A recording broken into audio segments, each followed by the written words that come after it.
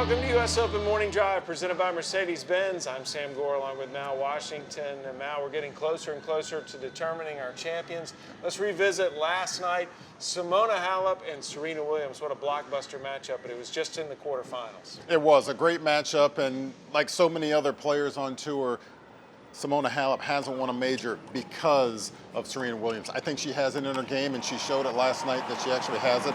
But Serena Williams really showed why she was the #1 player in the world. From her serve, to her return, to her movement, to her scrambling around the court, did everything she needed to do to get through her toughest match of the championship. Mal, when we come to the U.S. Open, we always have storylines that develop over the 2 weeks. And one of the positive storylines on the men's side, the return of Juan Martín del Potro, the 2009 champion. He faced Stan Wawrinka in the late match. What a quarterfinal that was. That was amazing. Just to think about where Juan Martín del Potro was just a couple of years ago with all of the wrist surgeries. It was a very emotional time for him on court, for the crowd. They appreciated so much that he's actually back.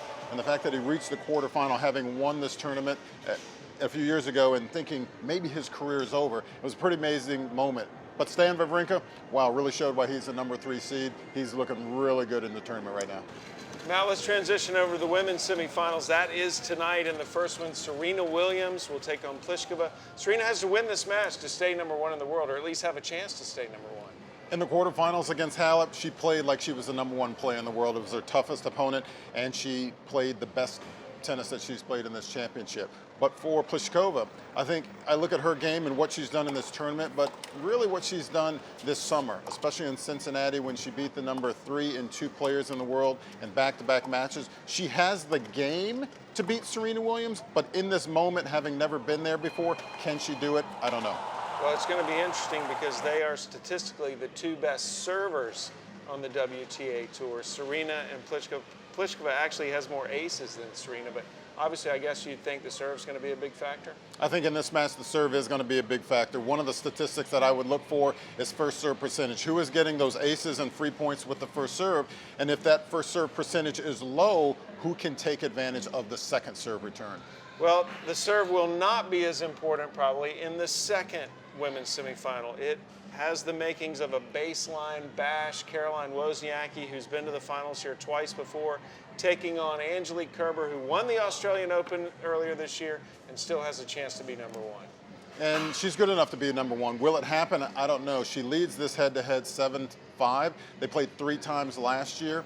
But in this matchup, I think it's going to be a lot about the confidence of Kerber that she's showing right now. She is really playing like a #1 player in the world, even though she's #2 in the world. For Wozniacki, this is kind of uncharted territory, at least for the last few years. She hasn't been here in a while, but I love the fact that she's actually back in the end of Grand Slam tournaments where she belongs. Well, she hasn't been to a semifinal at any major since she made the semis here back in 2014. She went on to lose to Serena in that finals.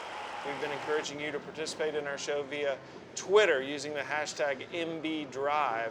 And our question is from Iron on Target, @IronOnTarget. He wants to know, who has been the most fun player to watch in the tournament? Gael Monfils, without question. I've called a few of his matches in this championship, and just having the opportunity to sit there and watch the shot making, the athleticism, the jumping around, the fun, getting the crowd involved. He's just a lot of fun to watch. Is it too much fun to go on and win this championship? I don't know, but without question, he's been the most fun for me to watch this championship. And he's in his first U.S. Open semifinal. And again, go to Twitter, send us a question, use the hashtag #MBDrive. So that'll wrap things up for us on this women's semifinal day. From Al Washington, I'm Sam Gore. You've been watching U.S. Open Morning Drive, presented by Mercedes-Benz.